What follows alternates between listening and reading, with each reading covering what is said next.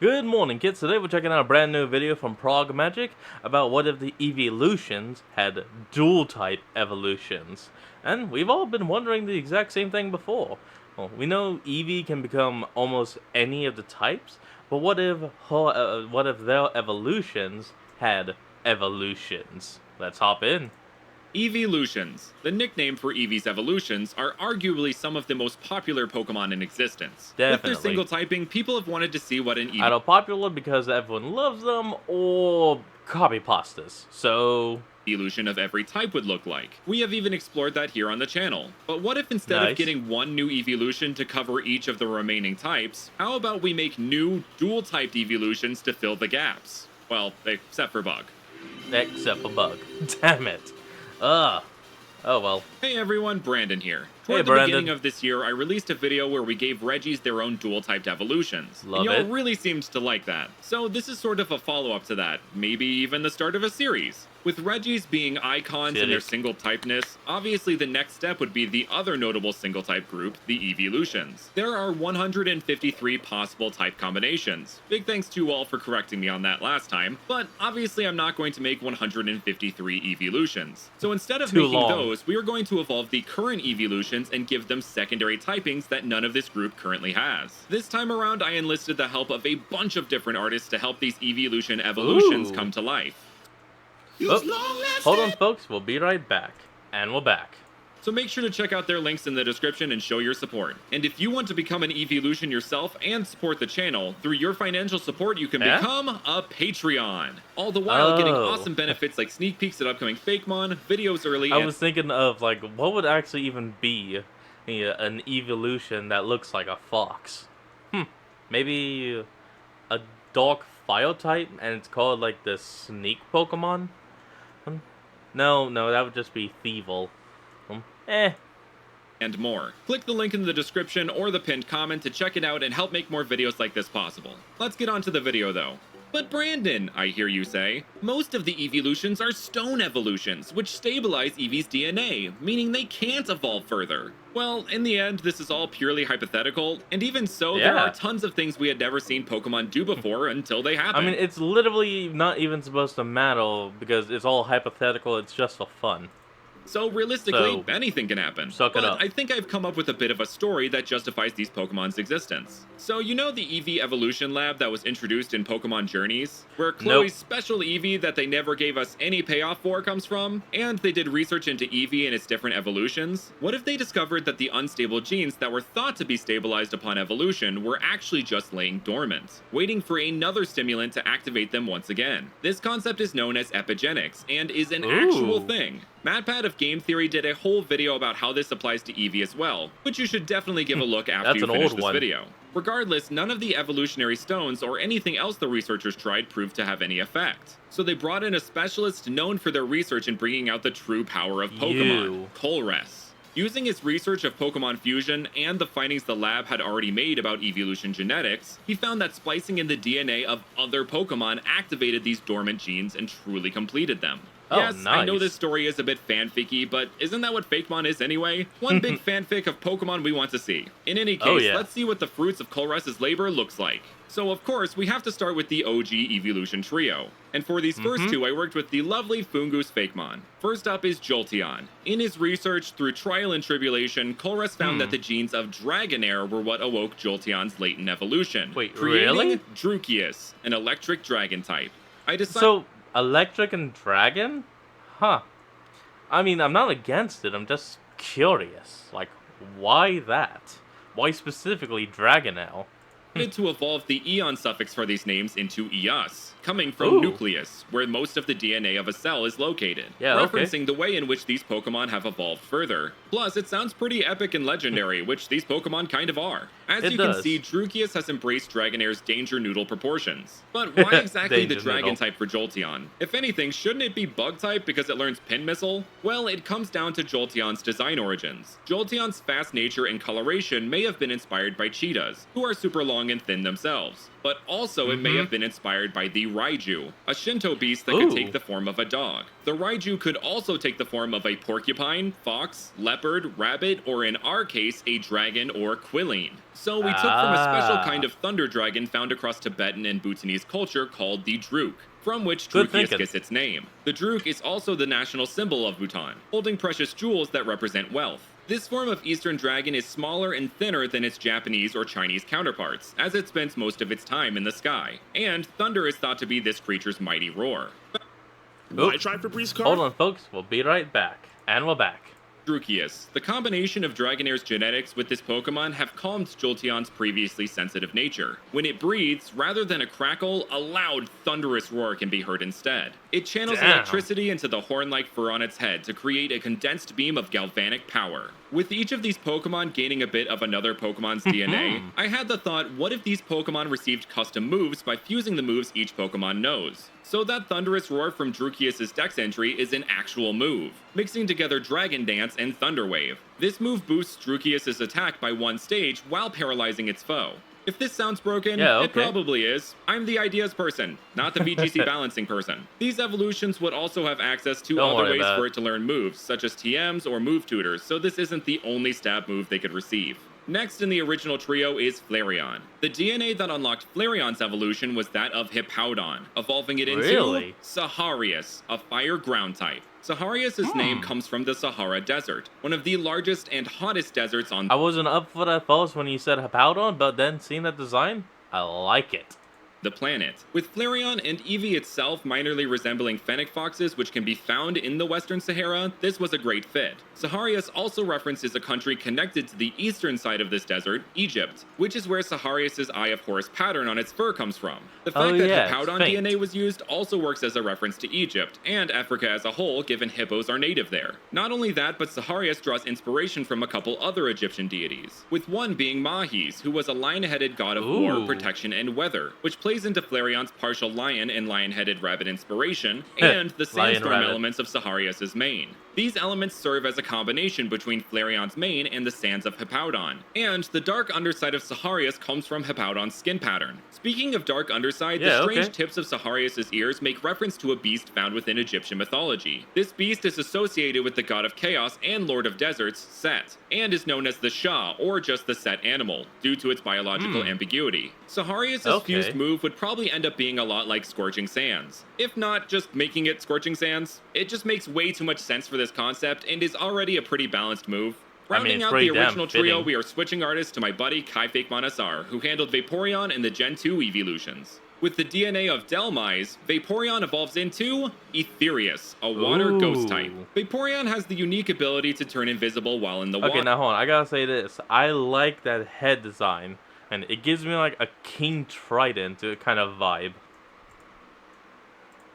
Due to There we its go. molecular structure. And you know what that sure sounds like? Ghosts, who can phase in and out of Woo! corporality. On top of that, Vaporeon is inspired by many forms of water spirit, such as the Talkinis and the Azrai, which are similar to mermaids. And speaking of mermaids, Etherius pulls from the darker side of mermaids, being seductive singers using their voice to lure sailors to their deaths. You can see the kind of dichotomy Yep. of the mermaid in this Pokemon's design, looking lovely and elegant in the front half, which is what you would likely see popping out of the water, with a more sinister looking back half in both hue and design. Its sea green hair not Like, only look at that emulates a tail. mermaid, but is also a reference to sea or water hags like Jenny Greenteeth or Peg Powler of English folklore, women who would drag Jenny those into the Greenteeth? depths of the water if they got too close to its edge. Etherius does much of the same, though only to potential prey, which luckily it doesn't view humans as. It Oh, will turn thank God. invisible in the water and use its long claw-like tail to drag and drown its prey. Etherius' fused move, Depth Charge, does exactly that, in which it grabs its Damn. foe and charges into the depths. This attack would do base 70 damage and would have the opponent skip a turn to recover from nearly drowning. How would that work in the middle of a desert? Well, how do they use surf or dive everywhere? It's Pokemon logic.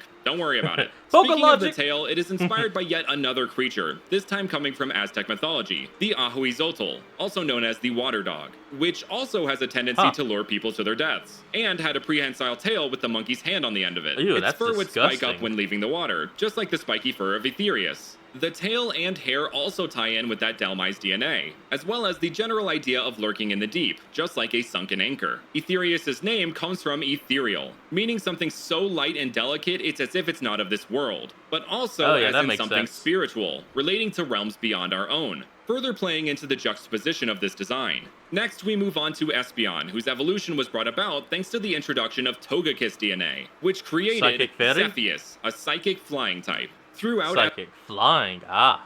Espeon's dex entries, it is said that its fur is so sensitive that it can pick up on minute shifts in the air and predict the weather. Well, if that doesn't scream flying type, then I don't know what does. On top of that, Espeon is a daytime evolution, in which the bright blue sky is only visible during that time, which plays into its bright appearance. Espeon is likely inspired by the cat yokai the Nekomata, with its forked tail, psychic ability, and cat-like physique, but also the mythological lynx, which is said to have clairvoyance, and the South American mythological creature Carbunclo, which is said to have a red jewel in its forehead just like Espeon. So for Zephyus, rather than hamming up its existing mythological origins, I wanted to add even more myths that would help tie into the rest of the EEVEELUTION's vaguely fox-like appearances, as well as some mythological cats throughout the world. With that said, Zephyus' main inspiration comes in the form of a lesser-known Irish chimera, the Enfield, which is said to be part fox, part lion, and part eagle. Some depictions have the front paws or claws include the wings of an eagle, which I obviously played into with Zephyus' paws. There's also a mythical creature from East Asian myth called the Sky Fox, which, similar to the Kitsune, grows tails and becomes golden upon 1,000 years of age. Though these creatures are thought to rise into the heavens upon this milestone in its new celestial form.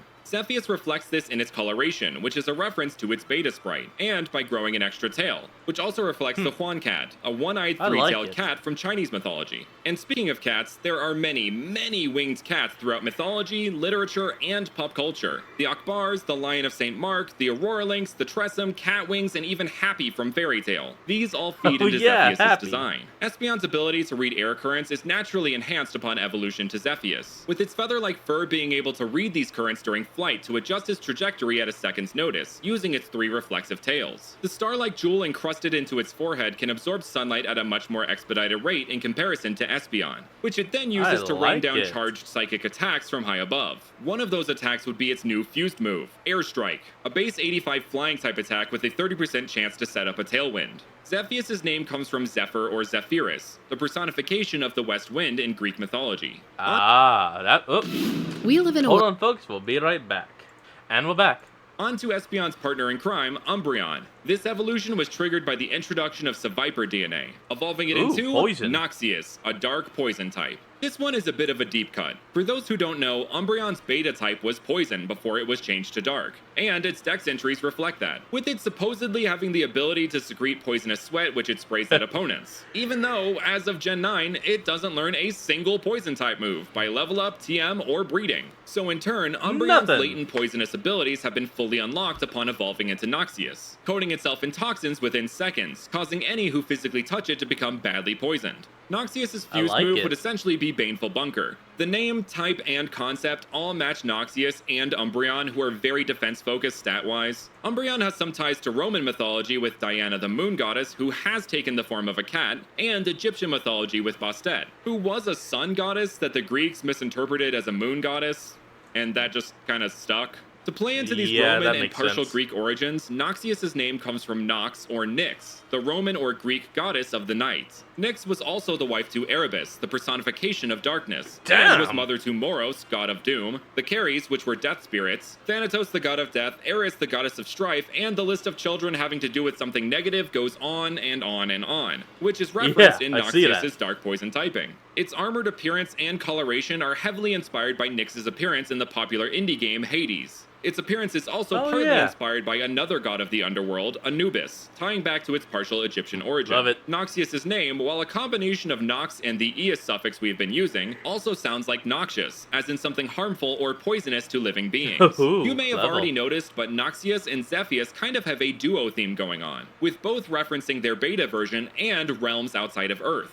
with Zephyus acting as a heavenly being and Noxious acting as a being from the underworld. Moving on to the Gen 4 EEVEELUTIONS and yet another artist, for these two I worked with the incredible PokeJamon. For the first of the two, we have Leafeon, who evolves when introduced to Into Ferrothorn DNA into Steel? Centurious, a grass steel type. In Leafeon's Ultra Sun, Shield, and Legends Okay. Arceus Dex entries, it mentions how sharp and blade-like its leaf tail is or can become. So with Centurious, that becomes more literal, with it having steely head and tail leaves, and vines wrapped around its body with the tensile strength of bridge cables. The spikes and Damn. vines across Centurious not only look like Ferrothorns, but the vines and its name make reference to the Roman military commanders, the Centurions. The feathered helmets of the Centurion are meant to be reflected in Centurious's hardened head leaf, and the vines across its body allude to the Centurion's symbol of office, the vine staff, a vinewood rod that was used as a tool in drills and maneuvers to beat lazy or difficult to control soldiers into shape, which Centurious very much also does. If in battle with an ally, Centurious... Okay, so far, I gotta say, this is definitely my favorite.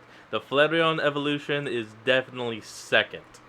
will power whip them into shape, boosting their morale in the process. The spikes all over its body serves as a defense mechanism against physical attacks. Maybe its fused move could be Spiky Shield somehow. In combination with Leafeon already learning Leaf Blade, this Sword and Shield moveset would be enough to make the Gen 8 Legends shed a tear of pride. On to Glaceon, in which Carbink DNA draws out its evolutionary potential, evolving it into Daimius, an Ice Rock type. This Pokemon is a real Ice Queen.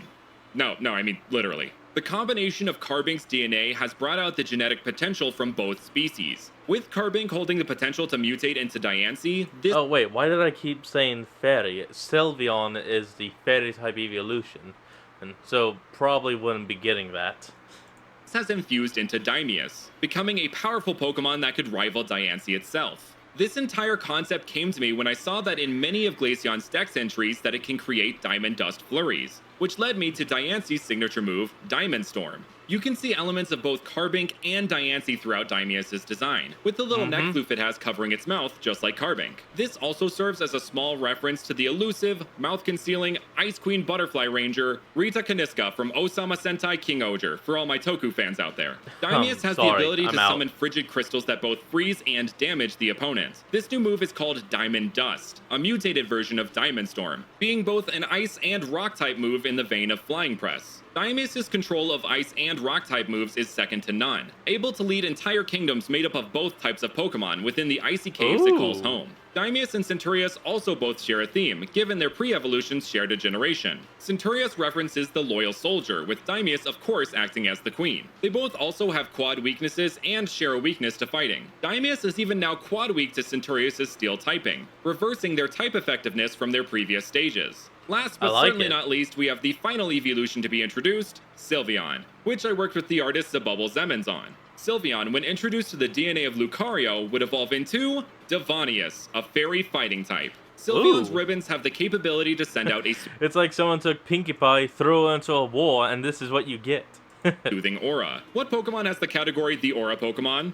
Lucario. And what type is it? Fighting Steel. And what type is its signature move, Aura Sphere? Fighting? I rest my case. Let's not talk about those though. They aren't important. Anyway, Devonius gets its name from and is inspired by the Slavic goddess of the moon, nature, and hunting, Devana. But why Devana, and why the moon? Well, Sylveon is likely inspired by the mythological moon rabbit, usually seen as a companion to the Chinese moon goddess Chang'e. So upon evolution, we switched moon goddesses. Also, with Devana being a goddess of not only the moon, but hunting as well, I felt it would be a good fit for the fairy fighting type. I know Artemis could have worked here as well, but I wanted to feature a less famous moon goddess, and we have like 3 Greek references in this video already. You can see the Devana inspiration most apparently in Devonius' braids, which are braided versions of Sylveon's ribbons, and are visually similar to the look of Mega Lucario's hair. Also, for some keen-eyed fans out there, this design is slightly inspired by Shiva's hair from her appearance in Final Fantasy X. At the end of its braids, you can see instead of bows, it mimics, well, bows, calling back to Devana's huntress role. Also, the animals associated with Devana... Oh, wait, bows? Oh, I was seeing those as more like axes. Huh. I guess I was mistaken. Are Sighthounds, which folds in nicely to the EEVEELUTION's sort of dog-like appearances. Devonius use their bow-like hair to fire arrows that can pierce the very aura of their target. This is their fused move, Aura Shot, a fighting-type move with a 30% chance to drop the foe's special defense by 1 stage. And those are some dual-typed evolution evolutions. Thank you all so much for watching, and I will see you guys next time. Well, I gotta say, that was a pretty interesting one. Well, folks, that has been today's episode. I hope you all have enjoyed it, and I'll see all you folks next time when we flick on. Peace out.